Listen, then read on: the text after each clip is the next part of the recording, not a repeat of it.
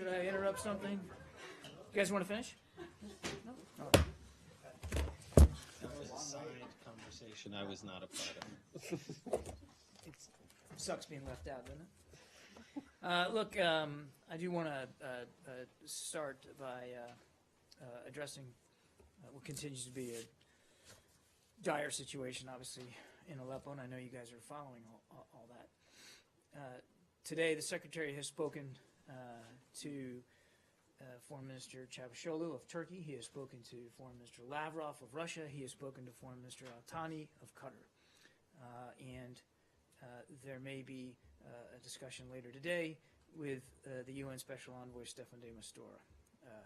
In all of these conversations, the Secretary has stressed the need to continue to try to stop the bloodshed and the violence through a meaningful ceasefire. And he noted that whatever was announced yesterday obviously didn't survive very long due to the regime and to militias and fighters that are backed by Iran violating it.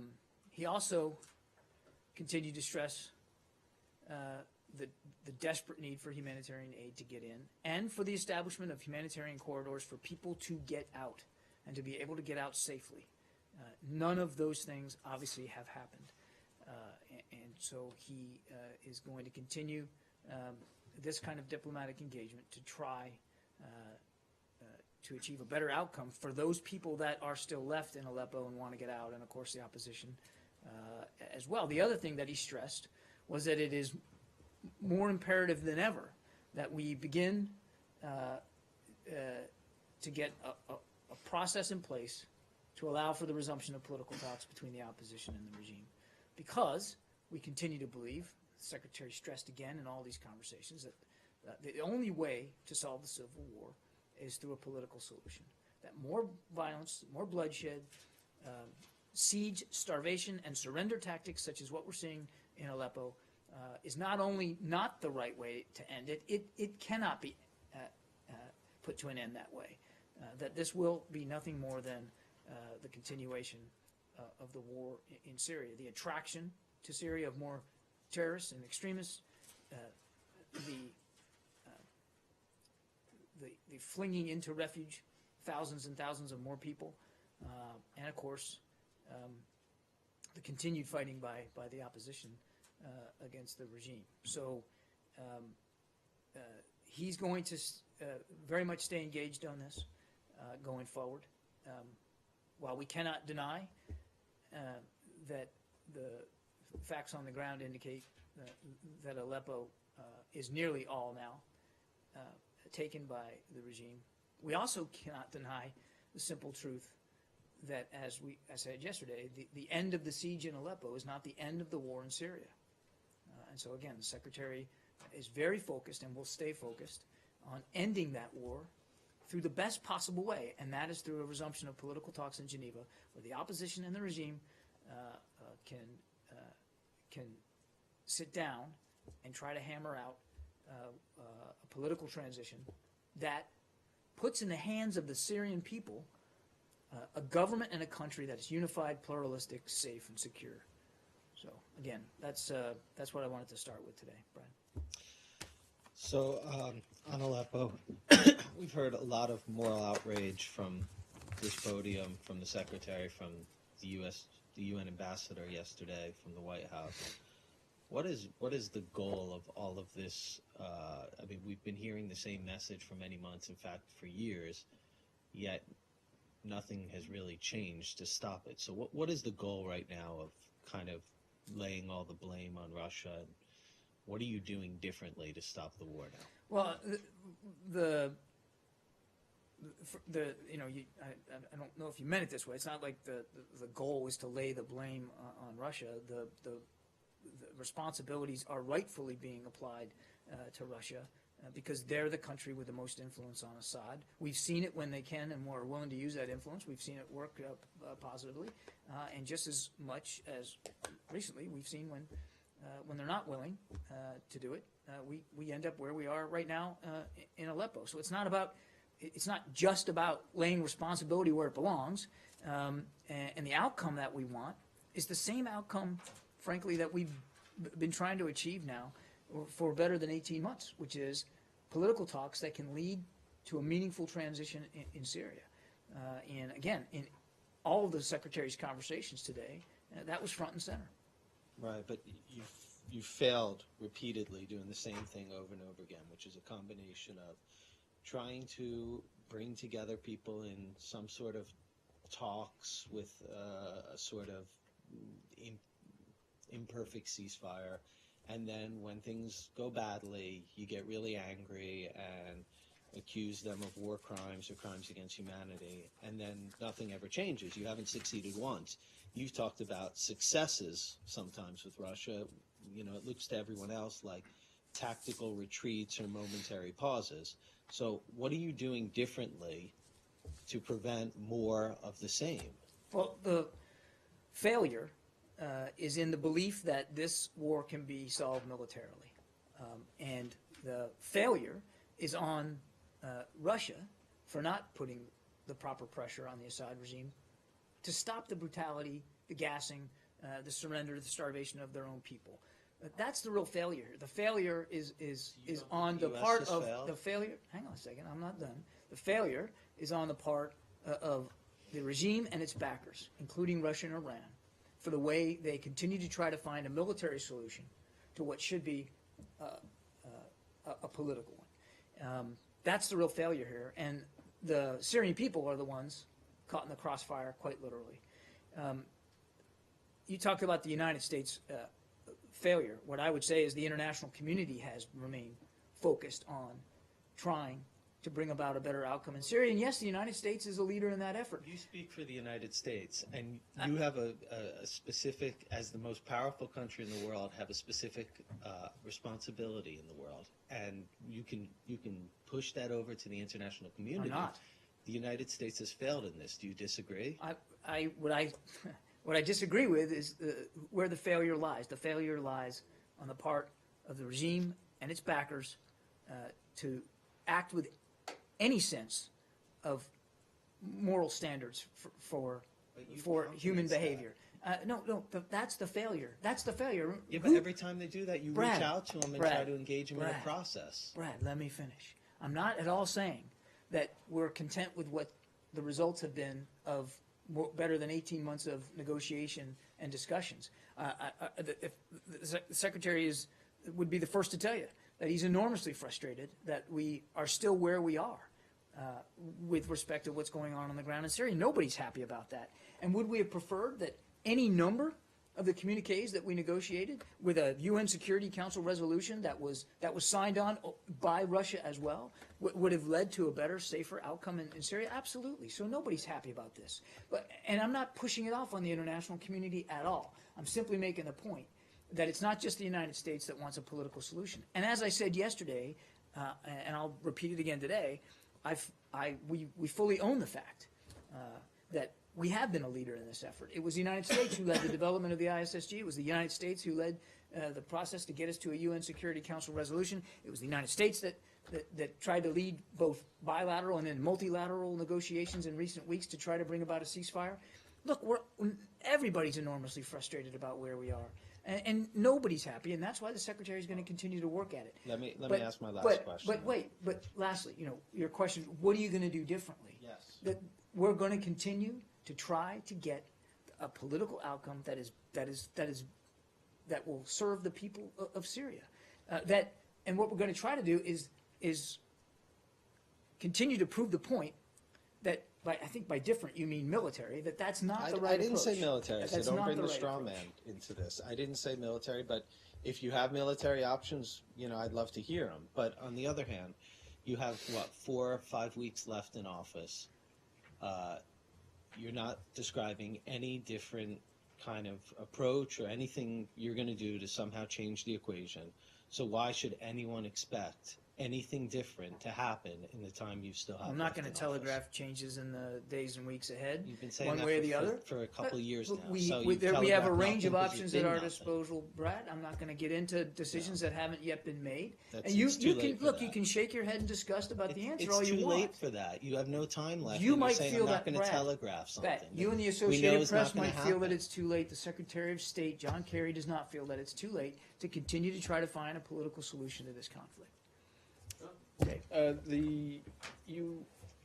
In the wording you used in your initial statement, you said that yesterday's attempted, whatever it was, failed because the regime made the decision to continue fighting and Iranian-backed militias. So you specifically signaled out Damascus and Iran. Do you think Russia wanted this to work?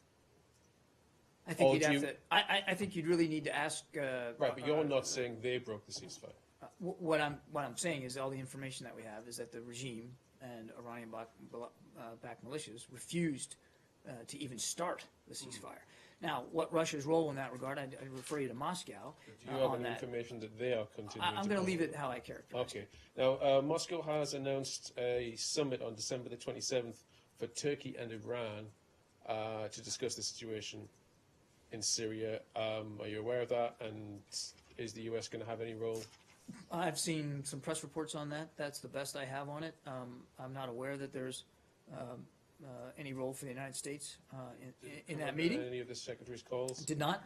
And the other thing I'd say is, as we talked about yesterday, that we welcome any agreement, whether we're a part of the discussions or not, that could lead to a better outcome in Syria. I also want to take the opportunity with your question to correct the record a little bit. Yesterday I said that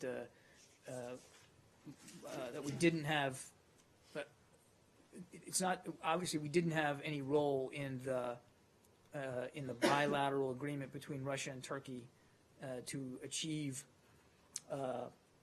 this stated ceasefire yesterday, which obviously failed before it even got started. But we did have indications that there were these discussions. We did know that there were discussions going on between Turkey and Russia. The Turks were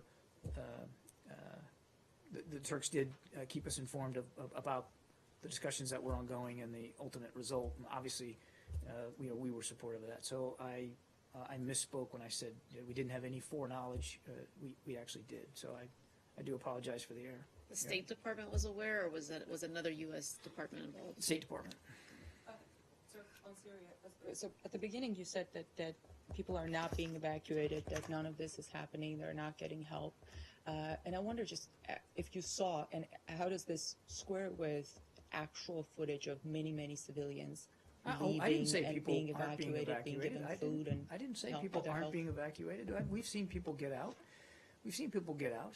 But there's still a lot of people in Aleppo who will need to get out, and many won't leave because they don't feel the passage is safe. And so, as I said, what I did say was the Secretary talked about the need to develop safe humanitarian corridors so that people feel comfortable going. I've never ever said that people weren't being evacuated or didn't evacuate themselves, but they haven't always been able to do so safely, and so many of them don't want to leave. That is actually something I also want to ask you about. So for many months, while supporting the rebels in eastern Aleppo, you focused on condemning Russia and the Syrian government, while it seemed to me also often downplayed the reports that reflected negatively on the rebels. And people who are now coming out of eastern Aleppo talk about how they were treated by the rebels. Many of them say that they were shot at by the rebels as they were trying to leave. There are many, many such accounts. And I just saw an AP interview with an Aleppo evacuee who said, just one quote, there are many of them. They tried in any way with me to volunteer with them, but I refused and they beat me. I tried several times to escape from their areas to areas under government control, end quote. And I wonder whether these accounts have in any way changed your view of the rebels in eastern Aleppo. Well, I absolutely fundamentally reject your assertion that we've downplayed actions by opposition forces that we obviously don't agree with. And I have, from many times, and I know Mark has too from this podium, talked about concerns we've had in the past about certain opposition groups and opposition members not abiding by the cessation of hostilities. I've seen these same press reports. I've seen those same quotes. They're troubling, to be sure. And I can assure you that that there's no opportunity where when we don't have it, that we don't take it to communicate our concerns with opposition groups about their conduct and behavior on the battlefield as well. I mean, we're not bashful about that, and that will continue as things go on. But I think, despite what I think is an effort to deflect responsibility by Russia and by Iran, and certainly by the regime in your question, there is no doubt that by and large, without question, the vast majority of the depravity and the brutality, the depredations, we saw reports of executions yesterday, the bombing of schools and hospitals and homes, that is being conducted by the regime with the support of Russia and Iran. There's absolutely no question. Mathematically, it's not even in dispute. I didn't say, and I never said, that there weren't things that the opposition did that were likewise concerning. We have owned up to that in the past, and we'll continue to do that, and we will continue to express our concern about that. Downplaying reports of the rebels' actions. I mean, No, you said that your we response. appear to be downplaying. Yeah, so it's actually based on your response, the response that you gave me in October when I asked you about accounts from civilians who said that they were shot at by the rebels as they were trying to leave, that they were preventing from leaving. And you said, I can't confirm that report. You know, I don't get into battlefield reports. I'm not going to do that. What is without dispute is that the siege of Aleppo continues. And as I was mentioning earlier, and your question about being held hostage, there should be, and I've seen reports that they are allowed to leave. And then you continued. So that sounded like downplaying to me. That sounded like a pretty darn good answer to me. I'm pretty proud of that one. I got no problem with what I said to you then, and I certainly have no problem with what I said to you now. Sure, Steve. The bombing of civilians hoping to evacuate Aleppo, according today to the UN High Commissioner for Refugees, is quote, it most likely constitutes war crimes. What is the State Department's reaction to his comment on that? We have talked about this many times, and I think you heard Ambassador Power speak about this very forcefully yesterday. There's no change to our view that the Secretary believes that what's going on, particularly in Aleppo, should be evaluated for the potential of it being found to be war crimes. And as he has said many times, that clearly the brutality, the violence, is outside the norms of any standard of normal conduct of war. And you concur with the language that if you're asking top me, UN official is using today, that most likely constitutes war. I would just tell you that our view of this has not changed, and we continue to believe that these depravities, and that's really the only word I can think of right now that adequately describes it, or atrocities, if you will, should be evaluated appropriately as potential war crimes, and the Secretary said that himself. Yeah. You keep saying there's no military solution, and it's the Russian and Syrian failure for trashing the diplomatic solution. But do you think not that the U.S. diplomatic strategy failed by not being backed with a credible threat of force? I think we will continue to evaluate options going forward, Barbara. We continue to believe that a diplomatic approach, a political solution, is the right way to go. And I'm not going to prejudge or get ahead of decisions that may or may not be made going forward, as we've never done that. But as I said to Brad, nobody's happy about the result here. You can't but look at some of the images kind of coming out of Aleppo and feel heartsick about it. But that doesn't mean that the ultimate end and the means to get to that end is necessarily wrong. Just because you haven't gotten the exact result you want, it doesn't mean that in every case, on every day, that you need to alter it necessarily. And again, I'm not going to get ahead of anything, but we continue to believe that a political solution is the right one. That more violence more bloodshed, more war is not the way to end this. The way to end it is to get the opposition and the regime at the table to talk about a political transition. I know you've heard me say that before.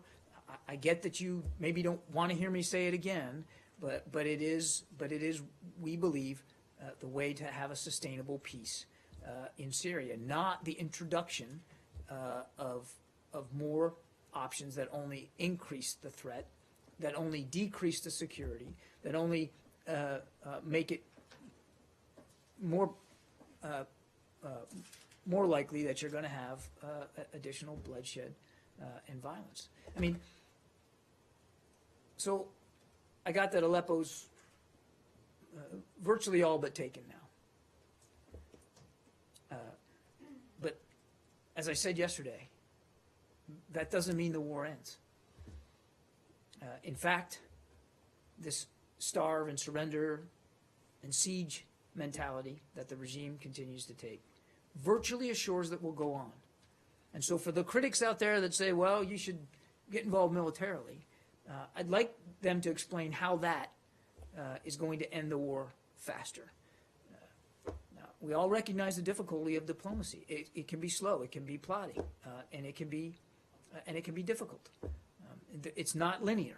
I understand that. Believe me, I think I understand that more than most, that it's not a linear process. But that doesn't mean it's the wrong approach to take. Goyle. New subject? Oh, no, hold on. I wanted to ask you about the Iran thing as well. That's one thing that it did seem you did downplay in the last few weeks and months was Iran's influence on this war. But today you're saying Iran-based militias were responsible for breaking or preventing this ceasefire from ever taking hold.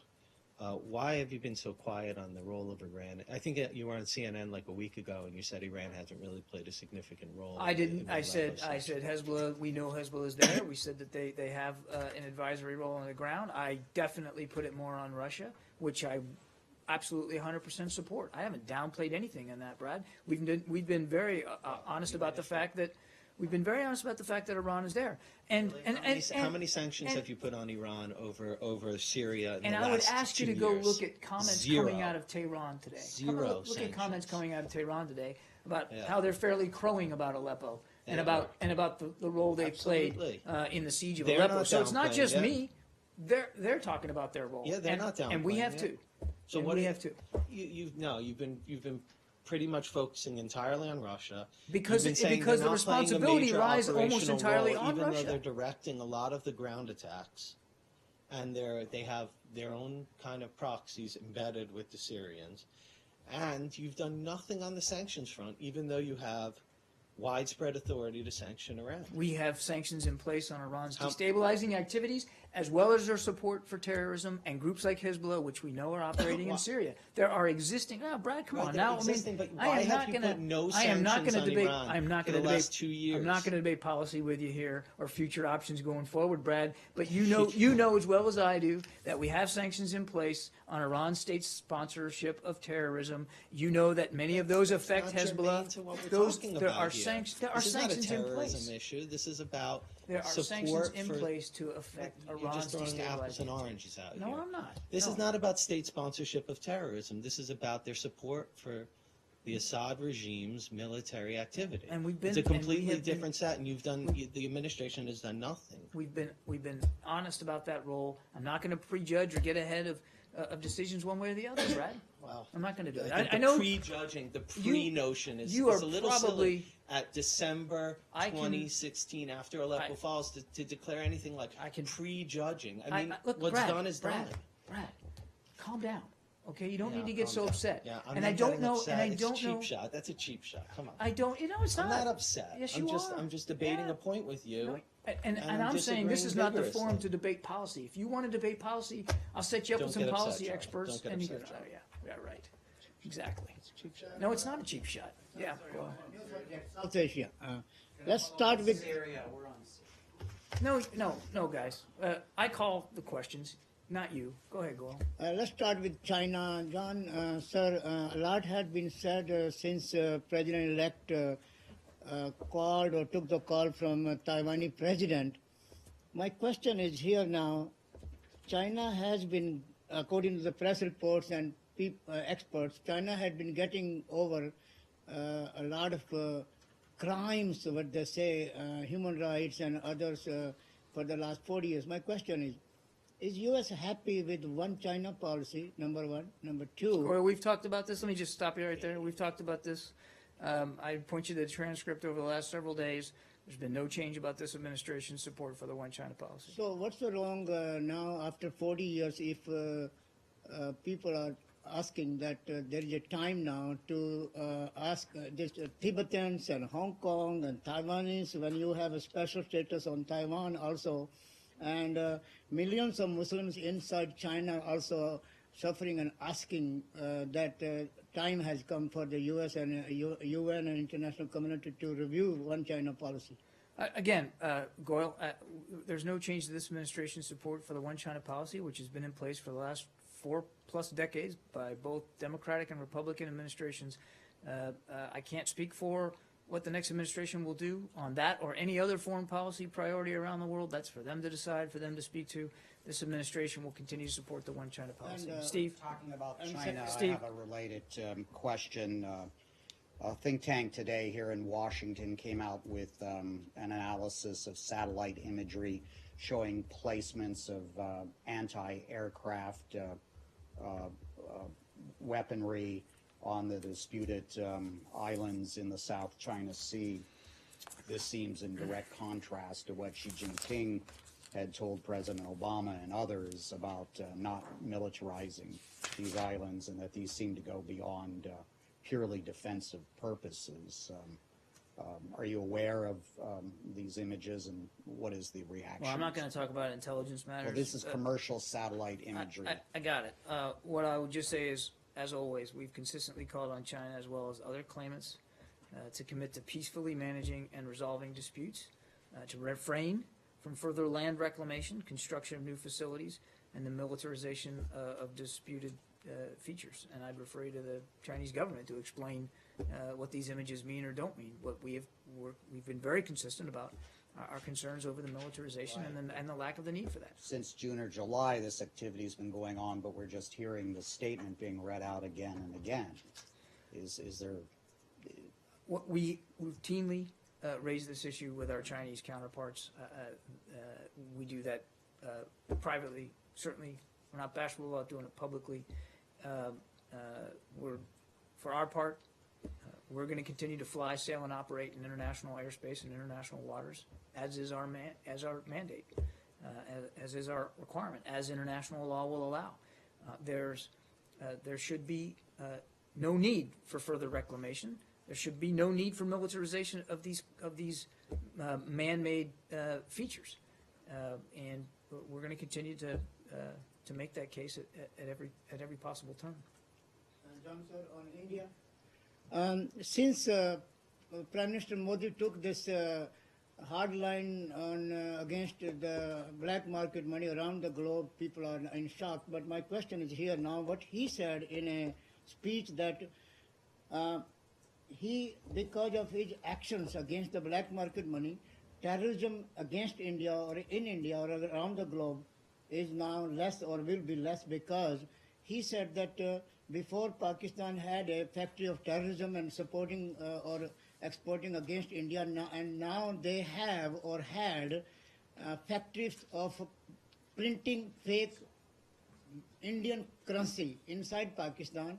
And now what they are saying is that middleman or most wanted Dawood Ibrahim and ISI is in shock, and one person, at least middleman, have now committed suicide in Karachi. He was the one who was pushing the fake market money inside India and supporting terrorism. Any comments, sir, on that?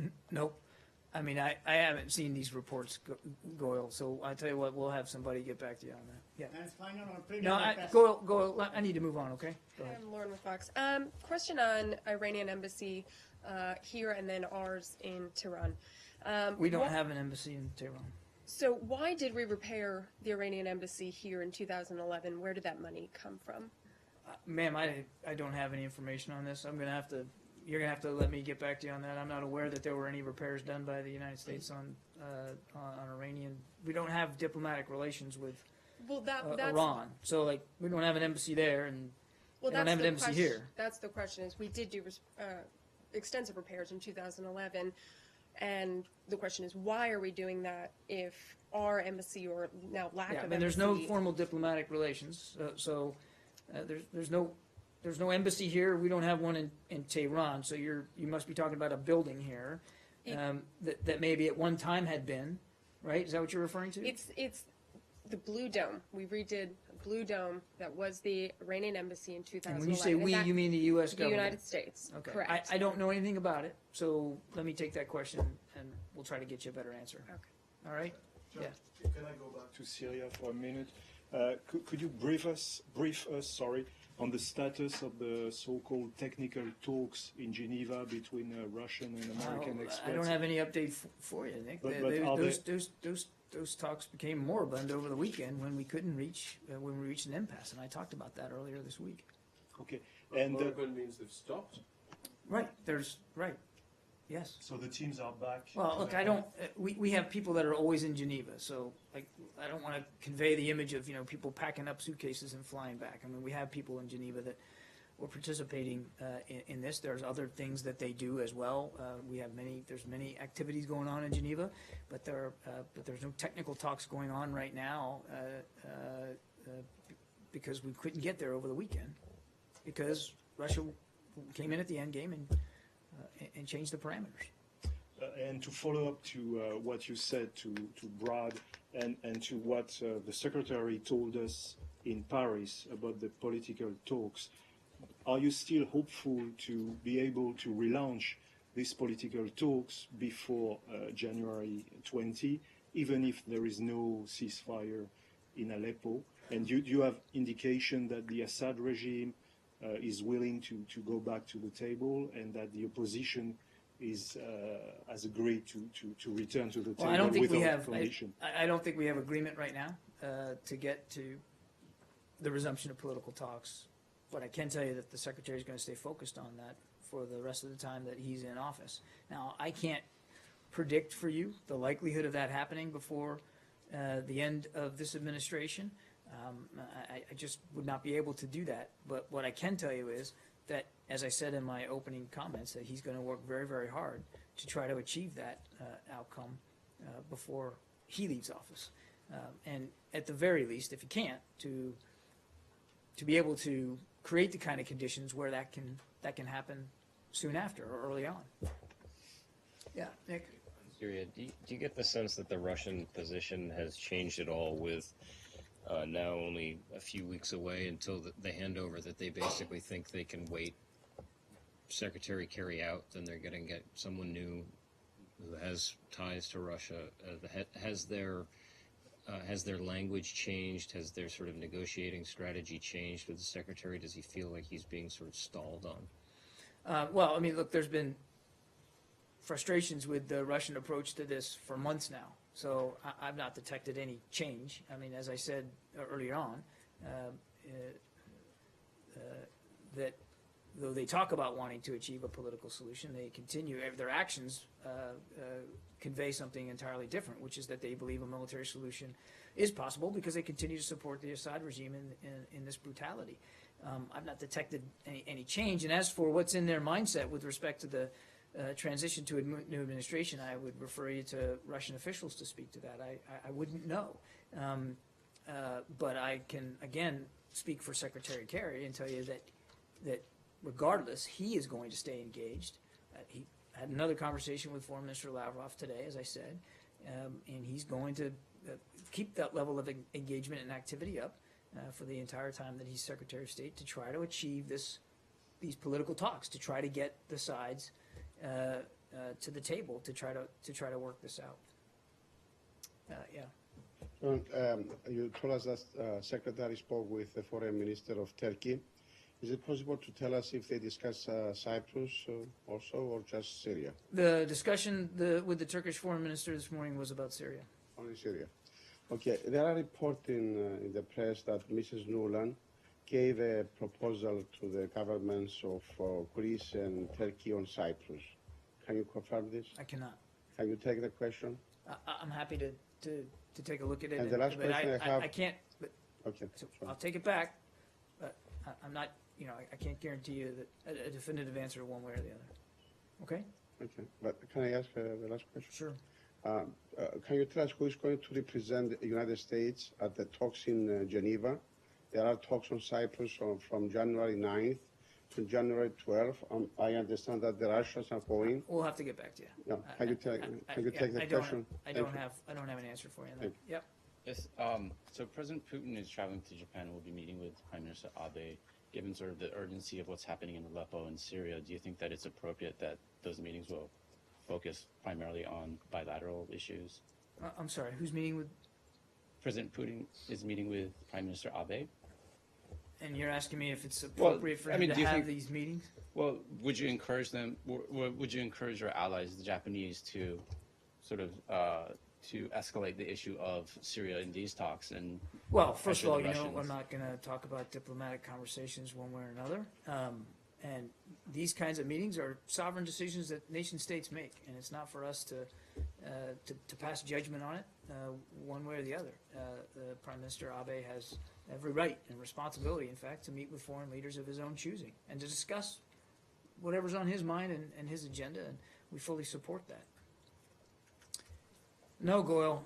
I think I'm gonna call it for today. Freedom of the press. Thanks very much. You've had plenty of freedom today.